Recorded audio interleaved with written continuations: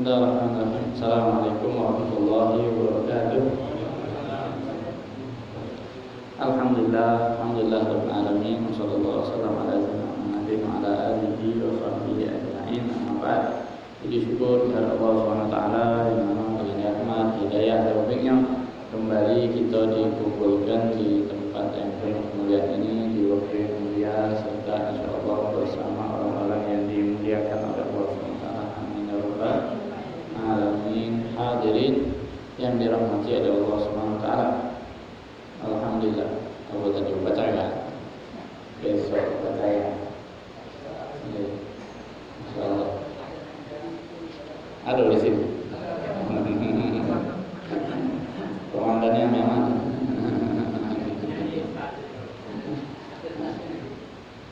Alhamdulillah. Jatuhnya kalau nak dibuat kayak acara jatuhnya hall.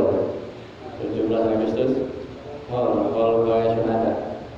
Sebab kita tidak apa.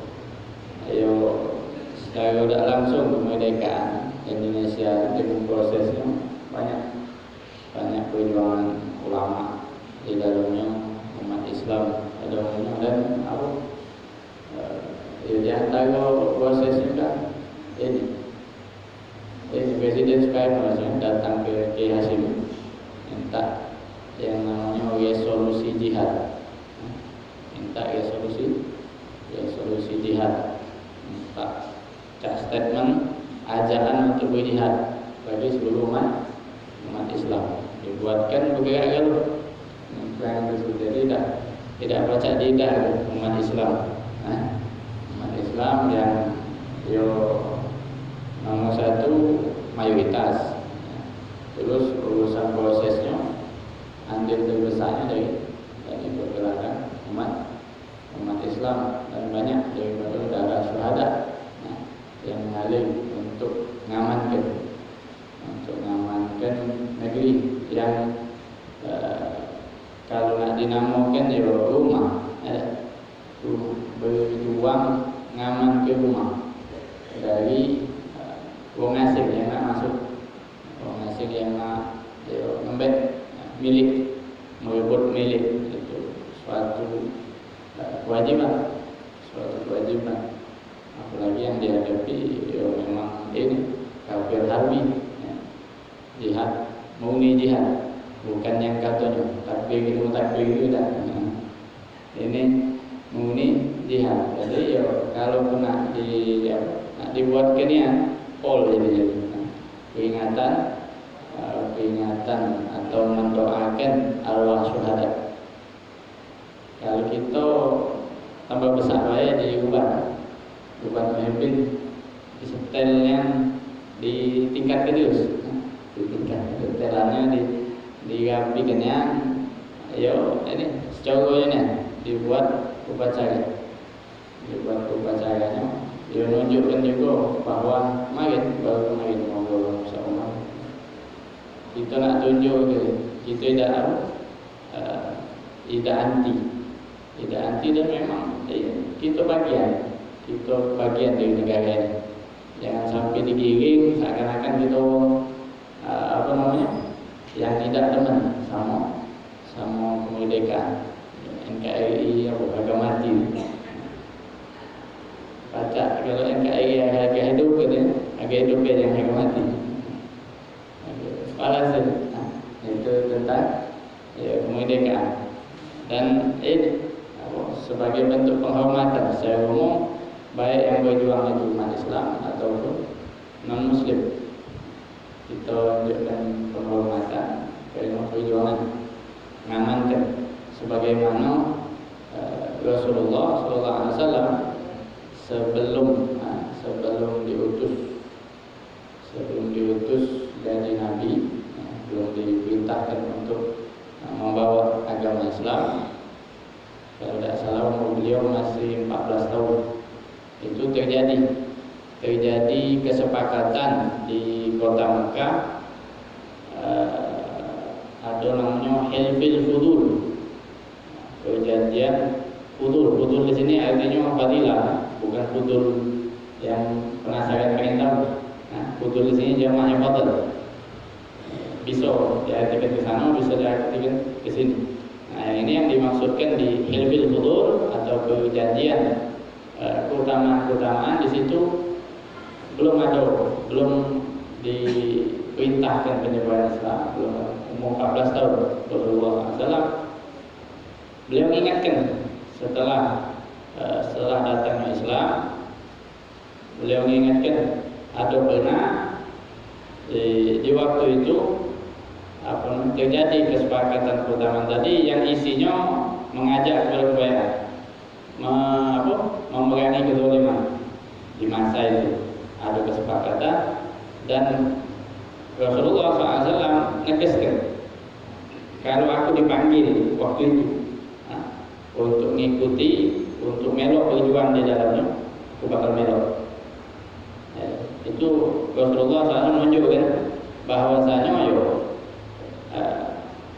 sesuatu yang tujuannya baik, sesuatu yang mulia, yang mengajak kebaikan, kemakmuran, keamanan, tidak disyaratkan muslim kan. Selama ajaran itu kebaikan, belok kebaikan dan tidak bertentangan dengan syariat dan agama Islam isinya. Demen gelo, mendukung gelo akan segala kebaikan dan keutamaan. Itu sudah baca sikok kalimat itu baik, lalu itu ilaiha. Lajab tu kata Rasulullah SAW, kalau aku dipanggil aku bakal melok. Itu cukup buat jadi pedoman gitu, untuk bergaul, untuk bersosial, untuk bersosial. Selama tidak bertentangan dengan syariat itu. Jadi kita menghargai akan perjuangan yang ada untuk memerdekakan negara Indonesia. Alhasil balik ke pembahasan kita yang kemarin, hadis panjang luar biasa. Baca ini hadis terakhir daripada bab niat, dan juga baca dimasukkan ke bab keramat, bab karomah. Sebab ada batu geser, batu geser. Kita ringkaskan cerita 3 orang yang terjebak di dalam gua tertutup batu besar yang tidak bisa digesernya, yang akhirnya tergeser karena tawasul, karena doa, tawajuhnya masing-masing daripada 3 orang ini tadi dengan amal yang dirasanya paling pacak dihasilkan bagi dirinya masing-masing, sehingga 3 kali bergeser mereka baca keluar, bukan bagi tenaga tapi bagi doa. Artinya keramat itu sesuatu yang luar biasa, khariqul ada, terjadi atas izin Allah Subhanahu wa taala untuk seseorang yang soleh, yang taat kepada Allah Subhanahu wa taala. Karena hal yang luar biasa terjadi itu pacak terjadi sama siapa tapi namanya beda-beda. Kalau orang yang soleh, orang yang taat, orang yang istiqomah, itu dinamakan keramat. Ada orang toleh, apa toleh? Lawannya soleh. Kalau soleh baik, kalau toleh orang yang tidak baik. Bahasa Arab itu namanya istidraj. Istidraj itu uluran dari Allah Subhanahu wa taala. Dimudahkan dulu. Macam keramat, tapi nampaknya dari wong yang langgar, wong fasik, wong yang tidak baik, yang langgar syariat. Terkadang terjadi. Tidak ada disebut keramat, sebab keramat tadi patokannya apa? Istiqomah, wongnya soleh. Ngapa istidraj? Istidraj itu ulu, macam layangan ada dulu. Maju dulu, bukan layangan, mancing. Layangan nyuluh lagi, nak pecian ada mancing. Ngapa? Dijulu, bukan nak niam ke iwa itu lagi, nak dicetuk ke. Nak dicetuk. Jadi, umpan. Tariknya mau tembak. Dia jolu bukan nak nganjur buat makan. Bakal dijetul ditarik kan? Bakal kena tarik. Bakal kena pancingan tadi. Nah itu istidraj terkadang terjadi terhadap orang yang fasik. Kalau terjadinya pada Nabi namanya mukjizat. Nabi setelah diutus. Kalau sebelum diutus namanya irhas. Ada irhas. Macam terjadinya pada Rasulullah SAW ketika nak pergi ke Syam. Ada pohon, awan dulu sebelum pohon. Di perjalanan panas terik, dipeloi oleh awan. Terdui oleh awan. Itu hal luar biasa, tidak terjadi pada manusia lainnya. Dan bakal jadi nabi. Namanya ya irhas, juga pohon yang nunduk. Pas nabi duduk, pohon itu nyesuaikan biar ketutup kalau tidak kena matahari. Yang sampai sekarang ada batang di daerah Syam katanya ada pohonnya sampai sekarang. Kalau kosong, gurun kosong, sikok masih ada. Dan sekarang dikandangi, dijaga. Alhasil itu irhas, mukjizat, irhas, karamah, istidraj, sikok lagi ihana.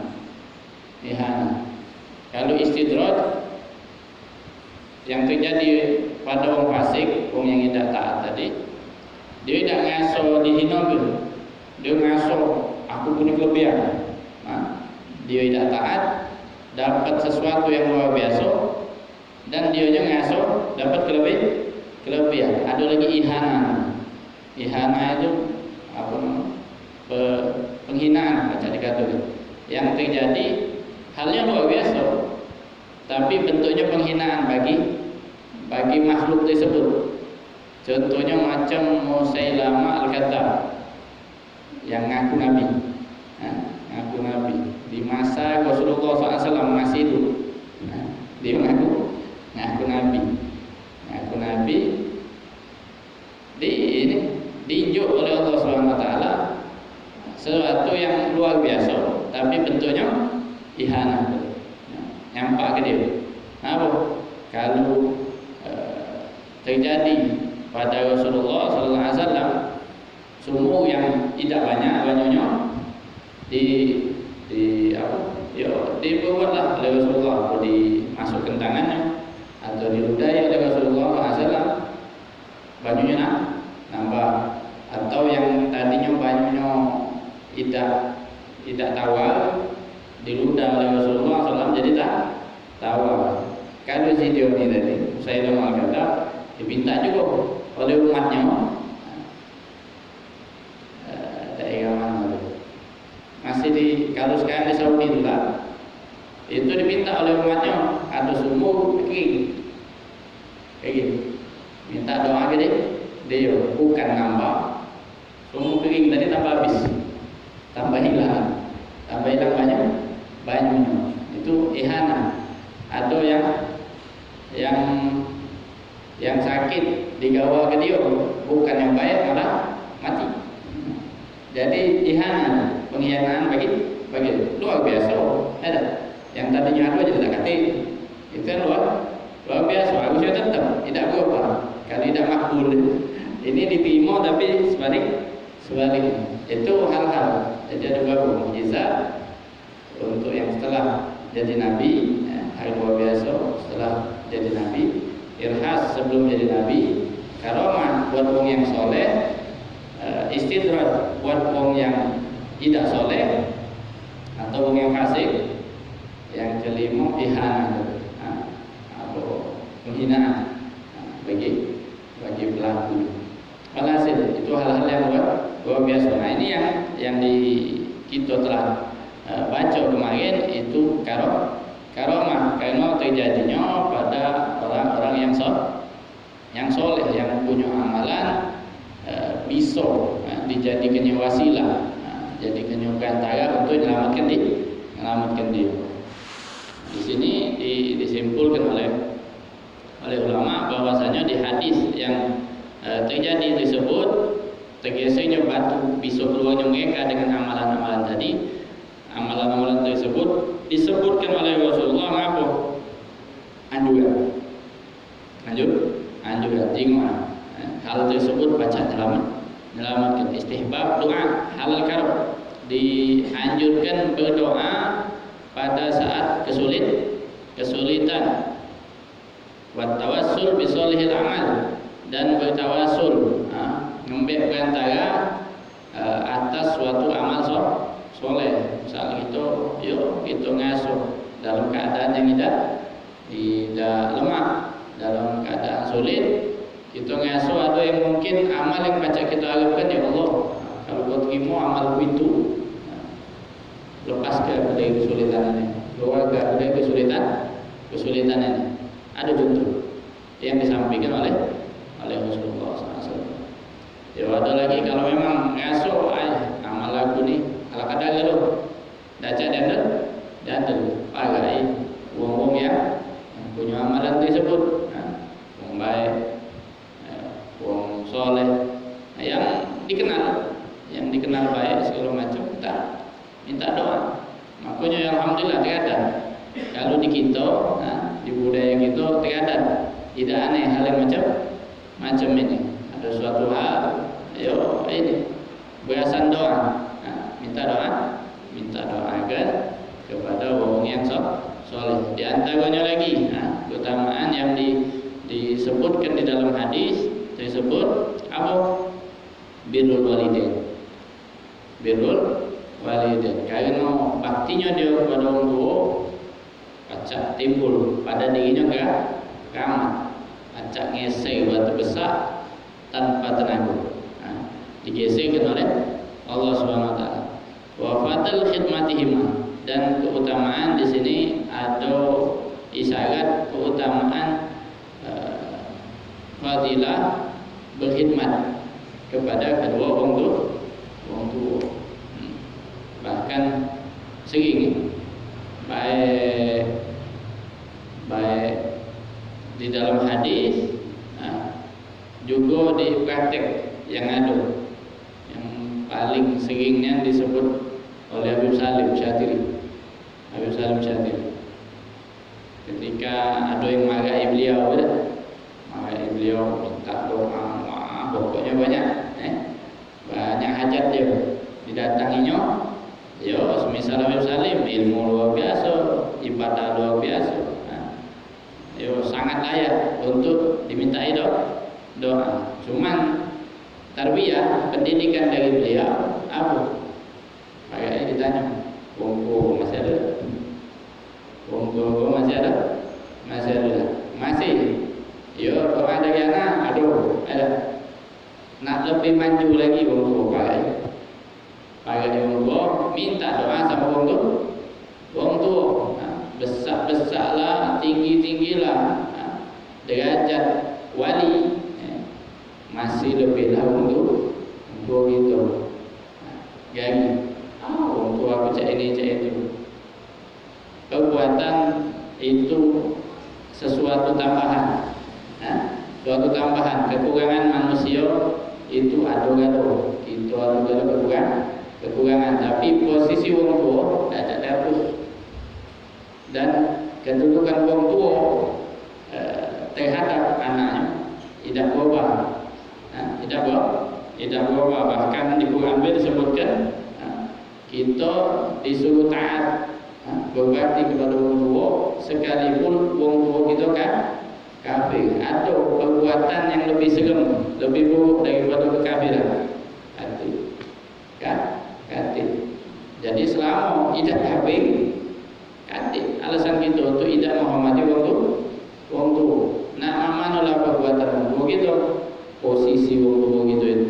Nah, kita bantah. Ada kesalahan, itu sisi lain yang tidak perlu dihiraukan. Selama tidak memerintahkan, tidak menyuruh kita kepada pelanggaran syariat, wong tua gitu, cobalah. Kasih alasan gitu, buang aja sama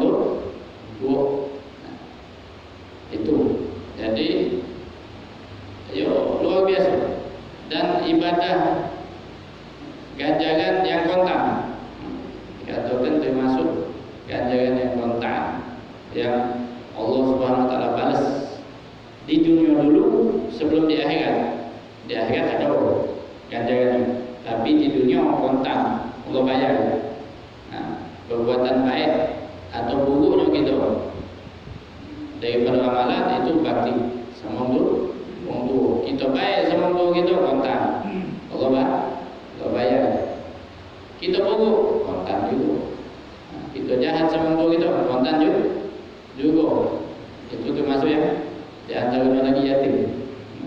Berurusan sama anak yatim, kita baik, kita santun sama anak yatim, kontan ditunjuk langsung Allah bayar.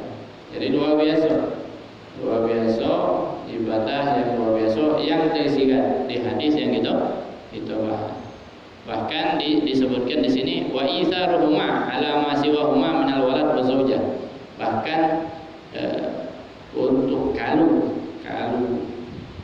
harus milih tapi tidak kita harapkan pilihan ini. Misalnya ada berbenturan wong tua sama wong rumah. Wong tua sama wong rumah mana? Wong tua tu bukan nyuruh milih, artinya nyuruh pun tidak adem ke galau. Galau ini kalau kita baca aman dunia. Cuman kadang-kadang terbentuk pilihan yang menyulitkan. Jangan sekali-sekali nyakiti wong tua. Kalau untuk menghindarinya, jangan sampai terdapat pilihan yang macam ini. Ya usahakan di antaranya Habib Anis Al-Habsyi Solo. Habib Anis Al-Habsyi Solo. Beliau pernah mesen apa? Jangan muji wong tua gitu depan wong rumah gitu. Itu cara betul. Jangan muji wong tua gitu di depan wong rumah gitu. Jangan nyebut anak ngenjuk ini, anak mah ini, anak mah itu, gak usah cerita. Ngapa? Wong rumah ngasuh kita dia punya dia. Wong rumah ngasuh kita punya dia. Juga sebaliknya. Usahakan jangan cerita kebaikan kita, apanya kita ke wong rumah kita kepada wong tua kita. Ngapa? Sebab wong tua kita ngasuh kita ini punya dia sama-sama punya. Ini adalah peributan. Yang ini ngasuh punya memiliki kita, yang itu ngasuh memiliki kita. Ketika kita dirasa timpang, ibu, ujung-ujungnya ternyata kita yang muat mereka ibu. Makanya 1000 cuma sikok menggali yang baca dirimu cerita tadi dulu. Baca kita sumbang cerita sini cerita 1000 cuma sikok. Artinya apa? Potensi kecemburuan besarnya antara mertua sama mantu. Singkatnya itu mertua sama mantu. Oleh karenanya kita pintu-pintunya nyago perasaan. Jangan sampai timbul kecemburuan. Itu sebenarnya berasal dari rasa cinta kan. Masing-masing rasa yang terjadi itu timbul karena cinta kan. Masing-masing rasa memiliki, masing-masing rasa cinta, timbul cemburuan. Itu longgar. Tinggal kita baca-baca ngatur. Baik sama orang tua singit ke. Jangan ketahuan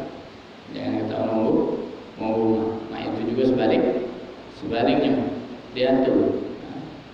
Kalau hak itu lanang boleh ada nak lagi bukan punya bininya. Ini catatan. Bukan punya bininya 100%. Jadi si laki yang nyari duit, kecuali akhirnya nyari duit. Salah dengan itu izin dulu. Kalau dia punya badan, dia nyari duit bagi serah. Dia juga ada kebaktian nak isi ke duit buat jatuh. Kalau bakal timbul ke kecemburuan tadi, singit-singitan. Ayo Ustaz yang ngajari, ngajari tak benar? Tidak benar. Muat aja. Kita punya duit, kita nak bagi ke siapa bebo? Boleh. Cuman langkah untuk menghindari kecemburuan tadi. Tak apa-apa singit-singitan. Singit-singitan. Macam kita kalau bersedekah, kadang-kadang dihalangi. Udahlah, ini baik, buat itu baik. Nak bersedekah lagi kadang dihalangi. Apalagi hal yang luar biasa. Kita untuk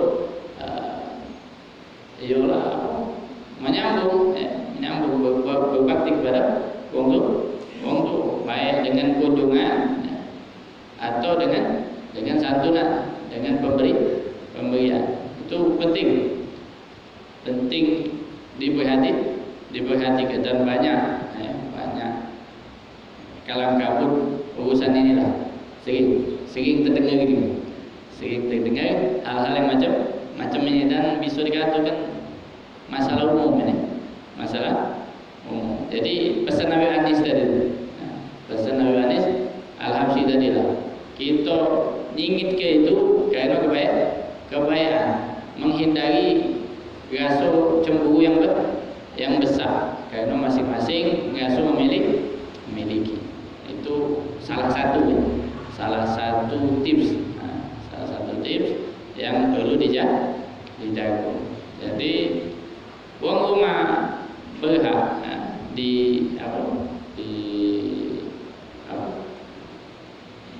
bahasanya ini kita husnul muasyarah, berbuat baik kepadanya juga tanpa meniadakan wong tua.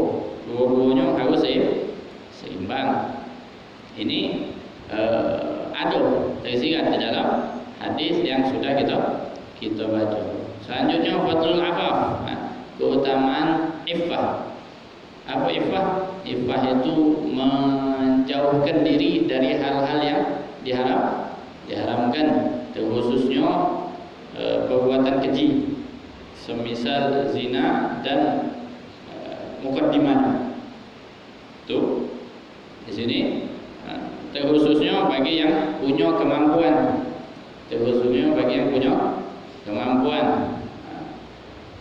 Jadi yang tak punya kemampuan, kasusnya tak tersenggol dah. Yang punya kemampuan. Kalau yang tidak punya kemampuan juga sekarang ini, terbuka lebar dunia, kekusutan dunia ni, kebanyakan pacak berbuat tersebut, keutamanya luar biasa. Bahkan pacak memberikan dia karamah, memberikan dia hal yang luar biasa, dan dia dikategorikan wong yang soleh. Dari hadis ini, wong yang pacak berbuat afaf, berbuat sesuatu yang menahan diri dia untuk tidak berbuat hal yang keji, itu dia masuk dikategorikan wong yang soleh yang berhak mendapatkan karamah. Luar biasa bagi wong yang berusaha untuk mendapatkan. Cerita yang ketiga itu mengandung pesan luar biasanya husnul ahad. Apa husnul ahad? Baik di dalam memelihara hak wong, memelihara hak wong, amanat, dan luasnya hati di dalam bermuamalah, tidak terlalu perhitungan. Sebab yang terakhir ini apa? Upah yang tertinggal dijaganya, dikembangkannya, walaupun tidak wajib. Terus untung-untungnya dijuk juga kepada orang yang memiliki upah yang sudah dikembangkan. Jadi amal soleh, dan uang yang amanat tersebut dikategorikan uang yang soleh. Jadi luar biasa hal-hal tersebut. Itu penyelesaian daripada hadis yang sudah kita bacakan di pertemuan yang lalu. Dengan hadis tersebut selesai pula bab niat. Selanjutnya ada pertanyaan. Bab selanjutnya yaitu bab taubah.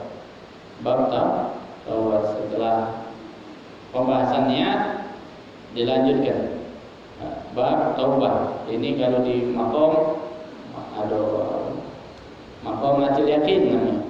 Ya, maqam kedudukan yakin, tingkatan keyakinan itu di pelajaran suluk, pelajaran dakwah tasawuf.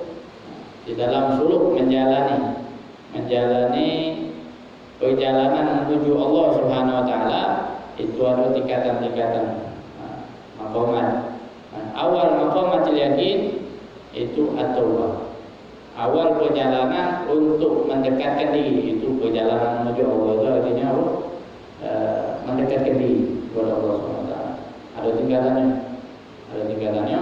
Yo awal batu bijak, awal tangguh untuk mendekatkan diri kepada Allah Subhanahu wa taala, landasannya adalah taubat. Kalau beramal itu macam-macam amal, tapi landasan negatif. Taubat negatif macam bangun rumah pucuk banyak. Baca tak tebang? Tidak apa? Ya baca. Punya landasannya taubat. Di sini bab taubat. Oleh karenanya Imam Nawawi ngarang kitab ini. Jawab setelah pemberian niat, meluruskan niat, dimulai dengan taubat. Adapun taubat, qala ulama berkata, at-taubatu wajibah min kulli dzamb.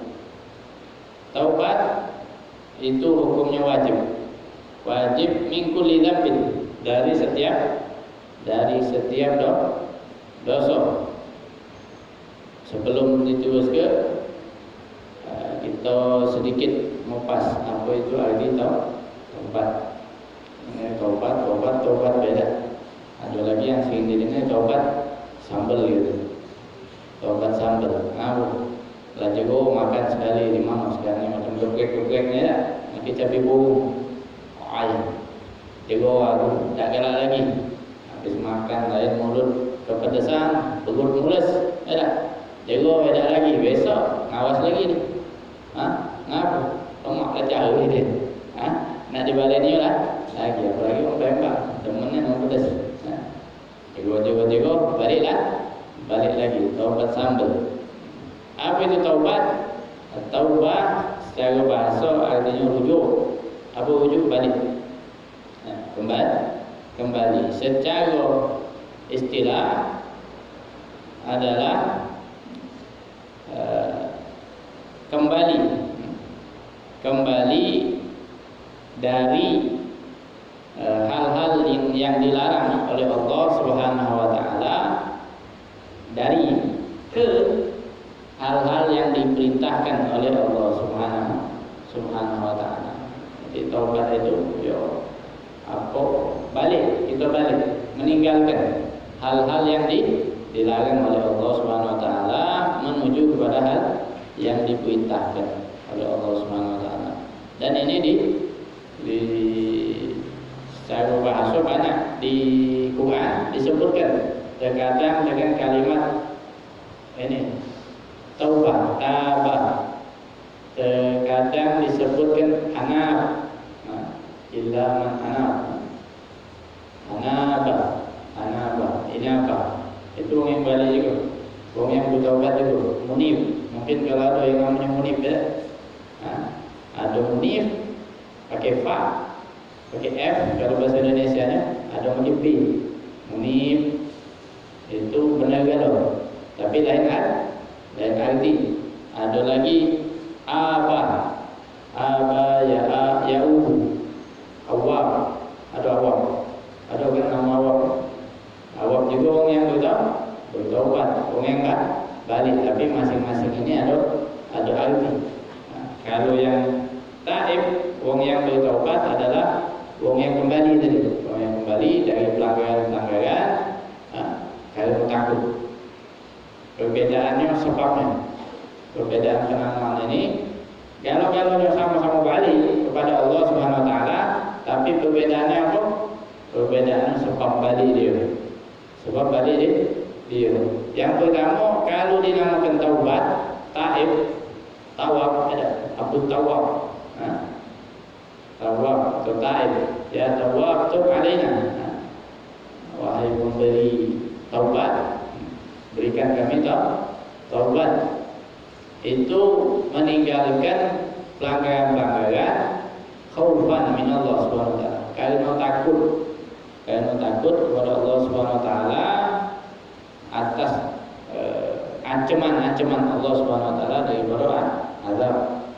Itu taubat. Ketika orang bergerak balik kepada Allah Subhanahu wa taala karena takut, maka dinamakan taib.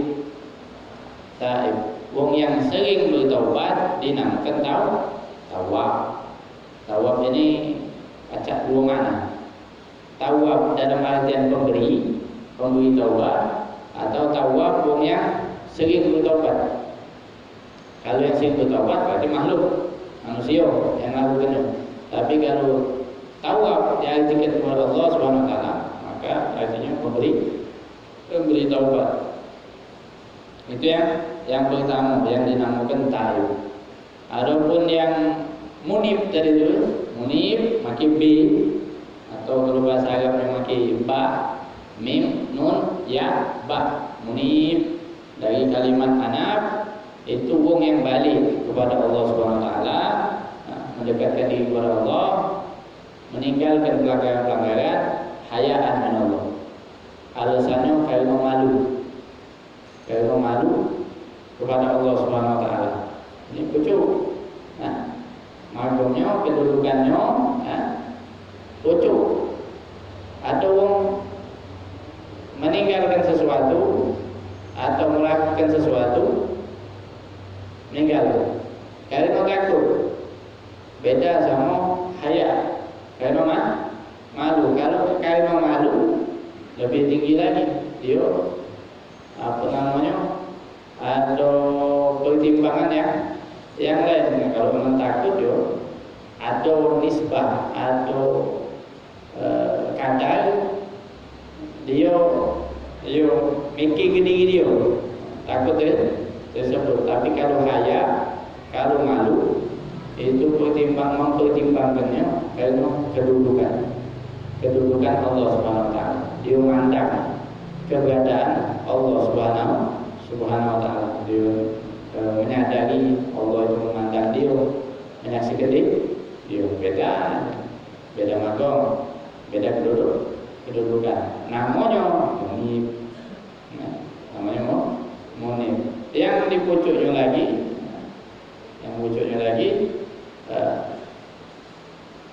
kembali kepada Allah Subhanahu wa taala karena ta'ziman, karena rasa pengagungan kepada Allah Subhanahu wa taala.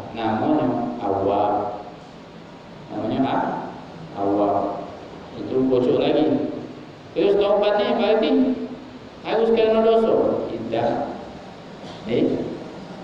Makanya beda-beda makom tadi. Kalau yang taubat tadi, dia takut kena azab. Artinya ada simpunan dia, ada kesalahan yang kenanya dia takut kena azab. Tapi tidak dengan yang dua selanjutnya. Yang dua selanjutnya ini dia beramal. Tapi pertimbangannya apa? Takut amal ini kurang lengkap, takut kurang maksimal. Macam kita begawi ya, macam kita begawi atau berkhidmat lah. Itu tadi macam bakti sama orang tua lah. Berbakti sama orang tua berdosa lah. Pahala dosa. Tapi ada rasa takut benar dah, maksimal dah, kurang dah. Dia lah sudah nganjuk, tapi rasa kurang dah. Ini rasa kurang ini bukan dosa. Nah, orang yang munib atau awab tadi, dia tidak melakukan dosa, tapi yang dipikirkannya amal yang sudah dilakukan ini kurang beda. Aku ini telah coba beda beramal ini. Itu dipikirkannya dia bertobat dari hal-hal yang seperti itu. Dia tidak bertobat dari dosa, dia bertobat dari kekurangan, dari kebaikan dia. Maka kemudian itu kedudukan di pucuk orang bertobat. Tapi sudah dilewatinya bab taubat tadi, sudah lewatinya. Oleh karenanya kaki bakal ketemu gitu, bakal ketemu di hadis yang utama bahwasanya Rasulullah SAW itu mencontohkan beliau ngajak kita untuk bertaubat, selalu bertaubat. Contohnya apa? Beliau tunjuk diri dia. Ana setiap hari tidak kurang dari 70 kali bertaubat kepada Allah SWT, beristighfar, minta ampun kepada Allah SWT. Nabi ada dosa, tapi bertaubat. Nah, ini tadi penjelasan dari sini tadi. Di antaranya Rasulullah SAW itu ngaso belum maksimal ibadah kepada Allah SWT, menghambakan dirinya kepada Allah SWT, tidak masih ngaso, tidak maksimal. Ngaso ini juga tidak menunjukkan bahwa amal tersebut tidak maksimal, tidak. Tapi ngaso kurang lagi. Aku mungkin tidak. Itu menunjukkan sempurna amal tersebut. Wong yang punya ngaso tersebut biasanya maksimal ngawi ke sesuatu biasanya maksimal. Yang terakhir ini biasanya ngaso sempurna. Sudah bagus. Akulah ngawi kalau. Nah itu biasanya ada bolong. Biasanya ada bolong. Aku ngaso sudah sempurna. Dan adalah sesuatu yang kurang biasanya. Kalau orang yang sudah ngaso sempurna, walaupun bukan terbawa karena ngaso ujub ya. Alhasil itu taubah dan macam-macam dari taubat. Taubat itu wajib. Sudah ada. Mungkin ditutup, ada pertanyaan? Kalau tidak ada. Untuk musyrik, iya. Baca berlaku istidrat bisa juga berlaku pada orang musyrik. Itu yang fasik, orang yang fasik yang sering melakukan pelanggaran, atau musyrik tadi, atau kafir. Baca terjadi pada mereka. Baca terjadi pada mereka. Baca istidrat. Baca ya loh, nombor punya. Kalau kan itu istidrat. Bukan kairomah, bukan kemuliaan bagi dajjal, tapi pengulukan ya, sudah tulisannya. Kalau dajjal sudah tulis ya. Sudah tulis kafar ya. Itu termasuk istidrat. Dan contoh yang non muslim terjadi pada muslim atau non muslim, wong yang fasik dan seterusnya. Wallahu a'lam. Bismillahirrahmanirrahim. Alhamdulillahirabbil alamin. Allahumma shalli wa